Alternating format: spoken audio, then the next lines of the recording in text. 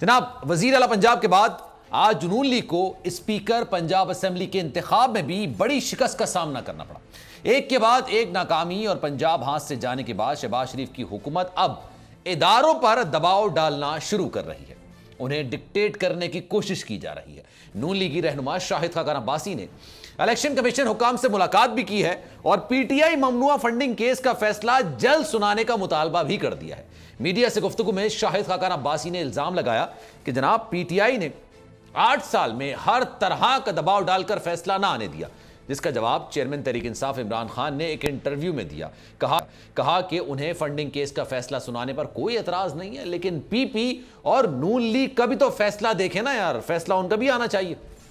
इमरान खान ने कहा कि नवाज शरीफ ने तो अपनी पार्टी को मनी लॉन्ड्रिंग के लिए इस्तेमाल किया है। पीपल्स पार्टी ने अमेरिका में सिफारत खाने के पैसे से फंड्स लिए हैं। इन पार्टियों के केसेस भी सामने आने चाहिए। इमरान खान ने मुल्क सियासी और माशी अदम इस्तेहकाम का हल भी बता दिया है। जनाबे वाला लंगड़ी लूली हुकूमत है, जल्द इलेक्शन करवाएं। इससे पहले भी खान साहब ने जब पंजाब असेंबली में कामयाबी हासिल की थी, परवेज इलाही साहब जब नौमुंतखब हुए थे, उसके बाद उससे पहले उन्होंने हल्फ नहीं उठाया था, लेकिन उसके बाद इमरान खान साहब ने खिताब किया था और कहा था कि जनाब अल्टीमेट गोल हमारा इलेक्शंस की तरफ ही है। लेकिन क्या मामलात हैं कि इलेक्शंस की बाज़गश्त तो होती है, लेकिन इलेक्शन के हवाले से कोई पेशरफ्त नहीं होती। आज शेख रशीद साहब का भी बयान आया, उन्होंने कहा कि जनाब तमाम मामलात तय हो गए हैं। कमर जमान कायरा साहब पाकिस्तान पीपल्स पार्टी के सीनियर रहनुमा हैं, इस वक्त मुझे ज्वाइन कर चुके हैं। Sir, thank you so much for your time, बहुत शुक्रिया आपके वक्त का।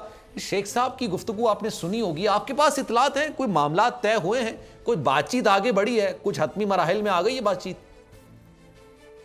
शेख रशीद साहब की जमात जो है वो उन्होंने शायद अपने इलेक्शन के लिए कोई शेड्यूल तय कर लिया होगा। गवर्नमेंट तो कोई इलेक्शन का शेड्यूल तय करता था, वो किया हुआ है और हमारा शेड्यूल अपने शेड्यूल पे इलेक्शन होंगे। अच्छा, कोई ऐसी बात हुई नहीं है। अच्छा, आरिफ अलवी साहब ने भी कहा है कि जनाब बैठ के बात करने को मैं तैयार हूं, बात कराने के लिए, लेकिन मैं किसी की तरफदारी नहीं करूंगा और किसी को फोर्स नहीं कर सकता हूं। सर, इस मामले में कोई पेशरफ्त हुई है, मामलात आगे बढ़े हैं? आप यानी हुकूमत, अपोजिशन यानी पाकिस्तान तहरीक इंसाफ मरकज में, बाकी जगह तो सर आप लोग बाहर हैं, वो लोग अंदर हैं, आपके पास सिंध जरूर है, ये बात कह सकते हैं। तो सर आप इसकी मामले में पेशरफ्त हुई है, कोई बातचीत में दोनों बैठ रहे हैं? देखिए, आरिफ अलवी साहब अपनी जमात के साथ बात करें, हमारी जमातों ने तो कभी इससे इनकार किया नहीं। हम तो हमेशा कहते रहे हैं कि डायलॉग एक बेहतर रास्ता है और पाकिस्तान के अंदर इस वक्त जरूरत समझ की है कि हम जो है वो हमारी तरफ से तो कभी भी ऑफर बेकार नहीं हुई ना। हम तो हमेशा कहते रहे हैं कि मामला का हल डायलॉग से, डिस्कशन से ही हो सकता है और कोई तरीका नहीं है। तो अगर खान साहब इस बात को मानने को तैयार नहीं तो खैर सर, तो एक चीज तो ये भी ना, डायलॉग में रुकावट कौन है, एक सवाल ये भी पैदा होता है रुकावट कौन है। लेकिन सर शाहिद खाकान अब्बासी साहब ने आज मुलाकात की है, आपके इल्म में होगा, फॉरेन फंडिंग का मामला। अब हुकूमत जब ये तमाम महाजों पर शिकस्त उसको हो गई, मैं तमाम महाजों की बात इसलिए कर रहा हूं, पंजाब में भी 15 सीटें पाकिस्तान तहरीक इंसाफ के पास गई।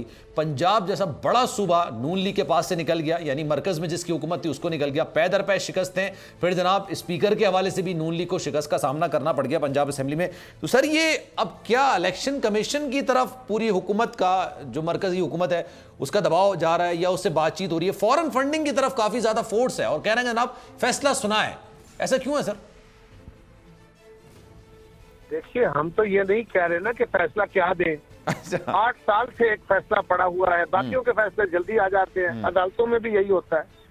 और एक जमात का फैसला जो कि हमारी नजर में, हमारी दानिश में पुराना फिशाई जो बड़ा ओपन एंड शट केस है, उसका फैसला इतने साल, 8 साल तमालत इख्तियार कर गया है।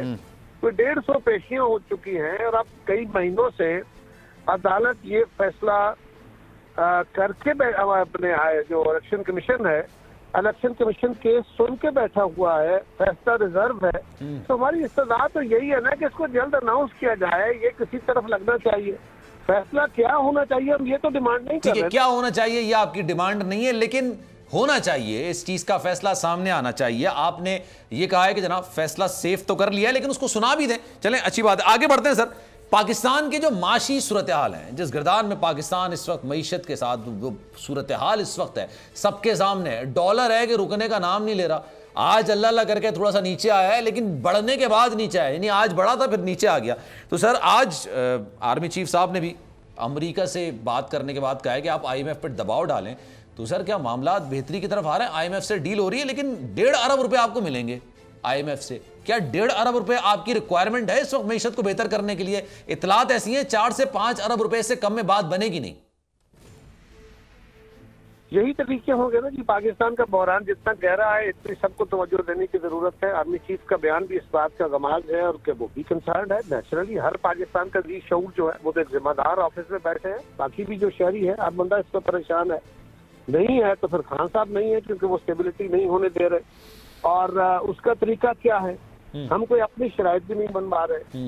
IMF जो 1.5 बिलियन का मुआहदा है वो मुआहदा सरे लगेगा, उसके साथ एक और मुआहदा भी है जो हमारी, ये तो वो मुआहदा है ना, हमारा मुआहदा नहीं है, वो खान साहब मुआहदा वो है जो इमरान खान साहब ने बिल्कुल बिल्कुल बिल्कुल फिर उसको खुद ही उन्होंने ब्रीच किया, वो किस्त उसको उन्होंने खुद तोड़ा और उस मुआहदे को तोड़ने के नतीजे में IMF ने अपनी इमदाद या अपनी जो किस्तें थी वो रोक ली। अच्छा, हम उसको बहाल कराने की कोशिश कर रहे हैं और हम उसके काफी नजदीक है।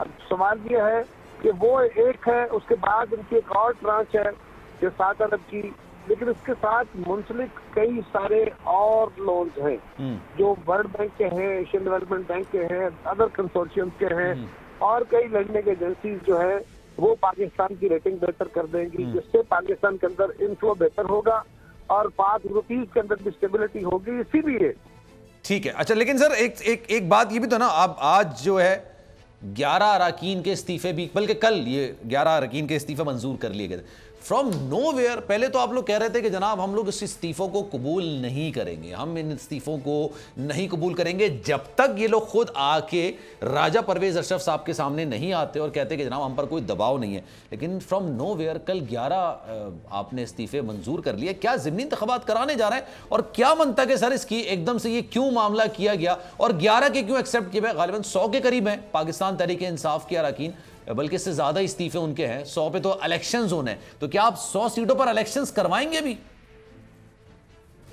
देखिए, गुजारिश है कि मुझे तो इसकी तफसील का इल्म नहीं है क्योंकि असेंबली मेंबर नहीं हूँ, लिहाजा असेंबली प्रोसीजर्स या पार्लियामानी पार्टी क्या कर रही है मुझे उसका पूरी तरह इल्म नहीं है।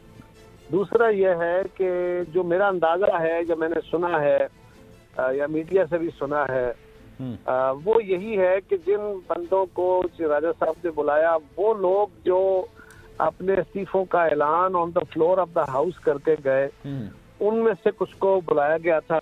जो लोग नहीं आए, बाकियों की शायद उन्होंने कोई वजह होगी जो नहीं किया, उसकी वजह तो बेहतर वही बता सकते हैं। लेकिन उनको उन्होंने, जिनके इस्तीफे कबूल हो गए, वरना एक कानून है कि स्पीकर फॉर सेटिस्फेक्शन वो इस्तीफों को होल्ड करके जब तक वो मेंबर आगे खुद वजाहत नहीं करते अपने हाथ से लिखा हुआ इस्तीफे का, तब तक वो उनके इस्तीफे कबूल नहीं करते। तो जितनी बुराइयां आएंगी उन्हीं के सर पर आएंगी। पेट्रोल की कीमतें बढ़ेंगी, लोग उनको बुरा भला कहेंगे। बिजली की कीमतें बढ़ेंगी, लोग उनको बुरा भला कहेंगे। उनके पास कोई सूबा इस वक्त नहीं है और शायद पाकिस्तान की तारीख में गालिबन या बाकी में अगर मैं सही हूं तो इससे पहले कभी ऐसा नहीं हुआ कि वफाक में जिसकी हुकूमत हो उसकी किसी भी सूबे में हुकूमत ना हो। तो आपको क्या लगता है सर, वफाक सर्वाइव कर पाएगा? मुश्किल नहीं हो जाएगा पार्लियामेंट चलाना इस तरह से? देखिए जी, एक्चुअली तो जो मुश्किल फैसले हैं वो हम कर रहे हैं। मुश्किल फैसले इस वक्त पाकिस्तान के जो इस बहरान है या इस गहरे बहरान में घिरा हुआ है, इसके लिए मुश्किल फैसले करने की घड़ी है। आज इसके अलावा कोई ऑप्शन नहीं है। अगर वो मुश्किल फैसले नहीं होते तो खुदा न खास्ता हम किसी डिफॉल्ट की तरफ जा सकते हैं। वो एक्सट्रीम सूरत हाल है जो तबाही और बर्बादी की दास्तान है, उसको बयान करना भी हमारे लिए मुमकिन नहीं है। वो कितने उससे खदशात है, सो उसको अवॉइड करने के लिए मुश्किल फैसले हो रहे हैं। मुश्किल फैसले कोई एक जमात नहीं कर रही, मुश्किल फैसले एक इत्तेहाद कर रहा है, जिसको लीड शहबाज शरीफ साहब कर रहे हैं क्योंकि उनकी जमात की अक्सरियत है। लेकिन उसी फैसला साजी में बिलावल साहब भी बैठे हैं, उसी फैसला साजी में मौलाना फजलुर रहमान साहब के बेटे भी बैठे हैं, बाकी जमातों की क़यादत भी बैठी है। तो ये सबके कलेक्टिव फैसले हैं, ये किसी एक जमात का फैसला नहीं है। सर लेकिन एक आर्गुमेंट सर ये भी है ना कि आपने इतने सख्त फैसले लेने के लिए हुकूमत ली क्यों? आप नहीं लेते इतने सख्त फैसले, आप हुकूमत ही नहीं लेते। तहरीक अदम-ए-एतमाद से पहले जो भी सूरत हाल थी, आपने कहा कि IMF से जो मुआहदा हुआ वो खान साहब ने तोड़ा। वो आपकी बात दुरुस्त होगी अपनी जगह पे, उनको पेट्रोल की कीमतें बढ़ानी थी लेकिन उन्होंने कम कर दी। ये भी बात आपकी दुरुस्त होगी सर, जिसकी वजह से IMF इस वक्त हिचकिचा रहा है पैसे देने में या लोन की किस्त देने में। अभी ये खान साहब के दौर में। लेकिन सर ज्यादा दुरुस्त नहीं होता सियासी तौर पर आप खान साहब को ये मुश्किल फैसले लेने देते, आप लोगों को तो इलेक्शन मुहिम नहीं चलानी पड़ती, मामला इतने साजगार हो जाते। अब तो वोटर ही आपसे नाराज है सर, जो मुश्किल फैसले लेते हैं वोटर नाराज हो जाता है आपसे। देखिए, गुजारिश है कि मैं तो आपको पहले कह रहा हूँ, जिस दिन हम हुकूमत में आए थे हमें पता था कि हम मुश्किल फैसले करने जा रहे हैं, और हमें यह भी पता है यही हमारा काम है ना, हम तो पब्लिक पल्स रीड करते हैं, हम आवाम की राय को साथ लेकर चलते हैं और उसी के मुताबिक फैसले करते हैं। और हमें पता होता है कि हमारे किस फैसले से आवाम राजी होंगे, किससे नाराज होंगे। सो आवाम इस फैसलों से नाराज हैं क्योंकि उनकी जिंदगी में बहुत मुश्किलात में इजाफा हो गया। उनकी जिंदगी पहले बड़ी मुश्किल थी और बढ़ गई है मुश्किलात, ठीक है, और ज्यादा तकालीफ आ गई।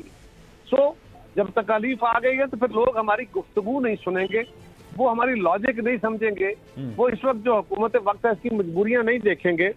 हाँ, खान साहब ये फैसले नहीं कर रहे थे, बल्कि जाते जाते उन्होंने वो फैसला किया जिसके नतीजे में IMF ने पाकिस्तान को जारी जो उसकी इंस्टॉलमेंट थी वो भी रोक दी। ठीक है, और वो फैसला वो था जिसमें वो बजाय इसके के फ्यूल प्राइसेस बढ़ाते, जो कि बढ़ानी जरूरी थी, उन्होंने उसको कम कर दिया, जिसकी वजह से एक बहुत बड़ा वो अवामी पजीराई का इशू तो था, लेकिन पाकिस्तान के एक्सचेकर पे जो बोझ था उसको फिल करने के लिए उसका कोई मुतबादल अरेंजमेंट नहीं था। यानी 100-125 अरब रुपया महीने का वो कहाँ से आएगा वो नहीं, एक झूठ की दास्तान है कि हमने फलान किया था, हमने फलान किया था, वो रास्ते कोई नहीं थे। उसके नतीजे में प्रॉब्लम आया, तो खान साहब वो फैसले नहीं कर रहे थे जिसकी जरूरत थी, इसलिए हमने वो फैसले करने के लिए ठीक है सर। चले सर, मैं एक और बात आपसे करना चाहता हूं। एक डिप्टी स्पीकर की रूलिंग थी जिसको आपने कहा कि गलत है, एक डिप्टी स्पीकर की रूलिंग है जिसको आप कह रहे हैं दुरुस्त है। मैं पंजाब की अगर बात कर लूं, जिसको आप लोग कहते हैं कि दुरुस्त रूलिंग दी थी, लेकिन अदालत ने उसको गलत करार दे दिया और जनाब परवेज इलाही साहब वजीर आला पंजाब बन गए। सर, ये जो फैसला आया है अदालत का 3 रुकनी बेंच का, कहा ही जा रहा था कि इस पर बाकायदा से अपील की जाएगी, लार्जर बेंच बनाने की आप लोग इस्तदा कर रहे थे, बॉयकॉट आपने कर दिया था। कुछ मामला इस पे आगे बढ़ा है, कुछ कर रहे हैं सर आप इसके लिए?